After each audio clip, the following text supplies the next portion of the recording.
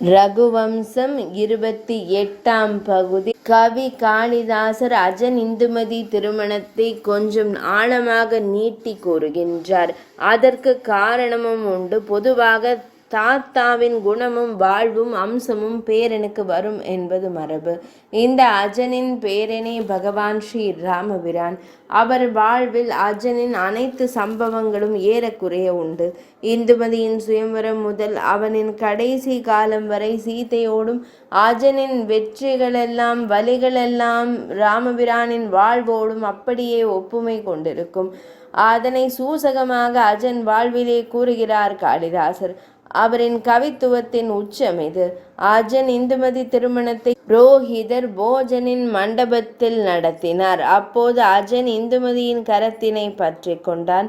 மாந்தளிர் ஒன்று அசோக மரத்தின் இளம் தளிரினை பற்றியது போல இருந்தது. இணைந்த அக்கரங்கள் இருந்தன. அவள் கரம் தொட்டதும் அஜனுக்கு சிலிர்ப்பினால் மயிர்கூச்சம் வந்தது. இந்துமதிக்கோ வியர்வை துளிகள் அரும்பிற்று. மனதில் இருந்த அன்பானது கரங்கள் தொட்ட போது இருவருக்குள் இடம் மாறி இப்படி மன்மதனின் சாட்சியாய் மையலில் சிலிர்த்தெழுந்தது. அஜனும் இந்துமதியும் மனதில் உள்ள மையலை விழிகளில் கூறும்படி கூறினார்கள். கங்கை நதி பிரவகிக்கும் போது பல கிளைகளாய் விரிதல் போல் கரம் தொட்ட வேகத்தில் பெருகிய மையல் அந்த 4 விழிகளிலும் அன்பினால் மடை திறந்த வெள்ளமென பாய்ந்தது. இருவரும் நேருக்கு நேர் காணும் போது வெட்கத்தால் சட்டென முகம் திருப்பி கொண்டாலும் அந்த பார்வையும் நாணமும் இருவருக்குமே பிடித்திருந்தது. அக்னி ஜுவாலைகள் எழுகின்ற அந்த யோக குண்டத்தை அவர்கள் வலம் வந்தனர். அப்போது அவர்கள் மேரு மலையினை வலம் வரும் சூரியனும் சந்திரனும் போல காணப்பட்டார்கள். அஜன் கரம் பிடித்தபடி இந்துமதி வலம் வரும் அழகு அப்படி இருந்தது.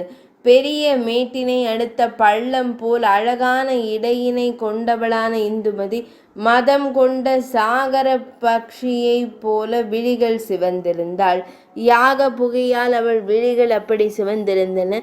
பிரம்மதேவரை போல் அமர்ந்திருந்த புரோஹிதர் கட்டளையிட அவள் பொறியினை யாகத்தில் தன் கரத்தால் இட்டாள்.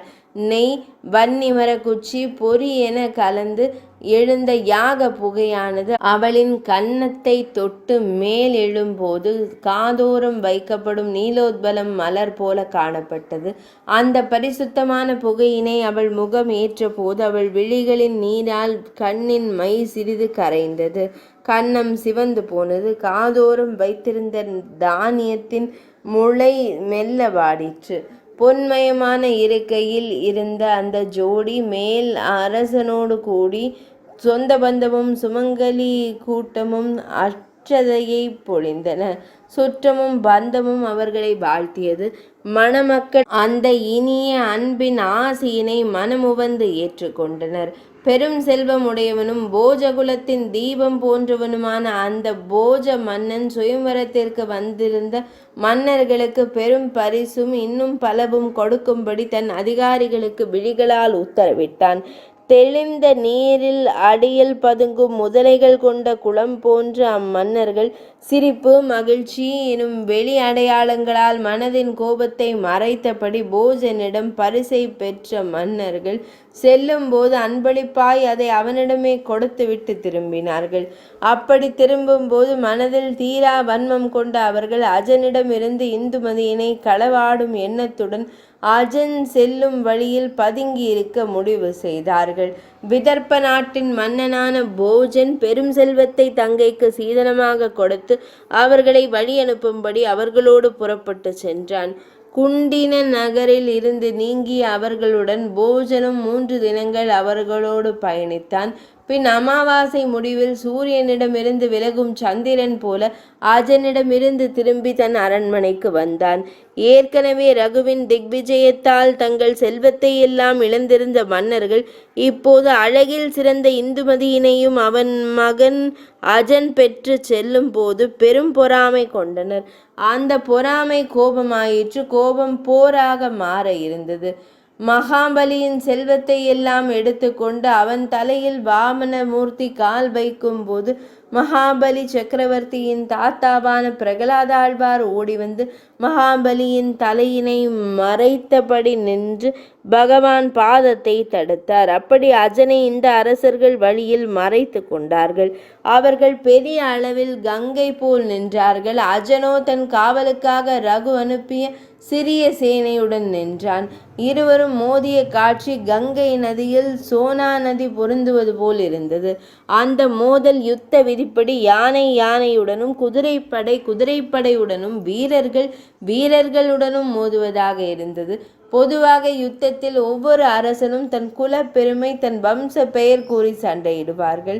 இங்கோ பல மன்னர்கள் கூடியதாலும் முரசும் பேரிகைகளும் பெரும் ஒலி எழுப்புவதாலும் அம்புகளில் தங்கள் பெயர்களை பொறித்து ஏவினார்கள். மன்னர்கள் கூடி சண்டையிட்டாலும் அஜனை வீழ்த்தியது நானே எனும் பெயரை பெற விரும்பி அப்படி செய்தார்கள். அந்த யுத்த களத்தில் குதிரையின் காலடியால் எழுந்த தூசுக்கள் இரத சக்கரங்களால் அதிகமாகி யானையின் செவிகளால் விசிறப்பட்டு இன்னும் வேகமாக படர்ந்து சூரியனை மறைத்தன. அங்கே உயர பறந்த மன்னர்களின் கொடிகள் மீன் வடிவத்தில் இருந்தன. அவை இந்த புழுதி கூட்டம் நடுவே அங்கும் இங்குமாக அசைந்த போது கலங்கிய மழை வெள்ளம் நிறைந்த குளங்களில் நீந்தும் மீன்களைப் போலவே இருந்தன. எங்கும் பெரிய புகை பரவி இருப்பதால் எதிரில் நிற்பவரை அடையாளம் காண முடியா நிலை இருந்தது. இதனால் தேரினை அதன் சக்கர ஓசையாலும் யானையினை அதன் மணி ஓசையினாலும் வீரர்கள் அவர்கள் தலைவர் பெயராலேயுமே அறிந்து கொள்ளும்படி போர் நிகழ்ந்தது. அந்த பெரிய புழுதி கூட்டத்தை யானை குதிரையில் இருந்து மட்டுமல்ல வீரர்களிடமிருந்து வழிந்து பொங்கிய உதிரமே நனைத்து கட்டுப்படுத்தியது. அதனால் தரையில் புழுதி மறைந்தே போனது. இதனால் வானில் உள்ள புழுதி தனித்து விடப்பட்டு அந்தரத்தில் மேகம் போல நின்றது. தேரில் நின்று சண்டையிட்ட வீரர்கள் அடிபட்டு மயங்கி வீழ்ந்ததும் தேர்ப்பாகன்கள் தேரை களத்திற்கு அப்புறமாக கொண்டு அவர்களை காத்து மீட்டனர். நினைவு திரும்பிய வீரர்கள் தேர்ப்பாகனை கடிந்து கொண்டு எங்கே சண்டையினை நிறுத்தினார்களோ அங்கே எதிரியின் கொடியினை அடையாளமாக கொண்டு மீள போரை தொடங்கினார்கள்.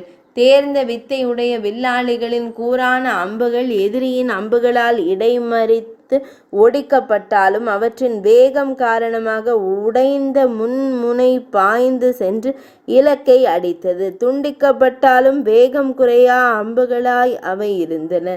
யானைகள் மேல் இருந்து யுத்தம் செய்த வீரர்களின் தலைகளை சக்கராயுதங்களால் எதிரிகள் வெட்டிய போது உடனே தரையில் வீழ்ந்தது. அதனால் அவர்கள் தலைகள் வானில் வீசப்பட்டதால் கழுகுகளின் பாதங்களில் மோதி அவை கீழே விழ நேரம் எடுத்தது. அடிபட்ட குதிரை வீரன் மயங்கி குதிரையிலேயே சரிந்து கிடந்தான். அவன் மீள் நினைவடைந்து வரும் வரை எதிரில் நின்றவன் தாக்காமல் அமைதி காத்தான். யுத்தத்தில் நினைவற்றவனை தாக்கக்கூடாது எனும் அங்கே பின்பற்றப்பட்டது. உயிருக்கு துணிந்த வீரர்கள் யானையினை தங்கள் உருவிய வாளால் வெட்ட முயன்றனர். அப்போது யானையின் தந்தத்தில் அந்த வாள்கள் உரசி நெருப்பு உண்டானது. யானைகள் தங்கள் துதிக்கை நீரினால் அந்த நெருப்பை அணைத்தன. தலைகள் பழம் போலவும் அவர்களின் இரும்பு கிரீடங்கள் பாத்திரம் போலவும் இரத்தம் செந்நிற மது போலவும் கிடந்த அந்த பூமி மிருத்யு தேவதை மது அருந்தும் அரங்கம் போல் காட்சியளித்தது. அங்கு வீழ்ந்த மானிட அங்கங்களை பறவைகள் கொத்தி தின்ன முயன்ற போது அங்கு வந்த நரி அவைகளை விரட்டிவிட்டு உண்ணத் தொடங்கிற்று. ஆனாலும் எலும்புகள் அதன் தாடையில் குத்தியதால் தோற்று ஓடிற்று. அந்த யுத்த களத்தில் தலை வெட்டப்பட்ட வீரர்கள் வீரஸ்வர்க்கம் அடைந்தார்கள். இதனால் அவர்கள் தலை வெட்டப்பட்டு உயிர் பிரியும் போது தங்கள் அப்சர பெண்ணின் அரவணைப்பில் அவளின் இடதுபுறம் இருந்தபடியே தங்கள் உடல் வீழ்வதை கண்டபடியே ஸ்வர்க்கம் சென்றார்கள். 28ஆம் பகுதி இனிதே நிறைவடைந்தது.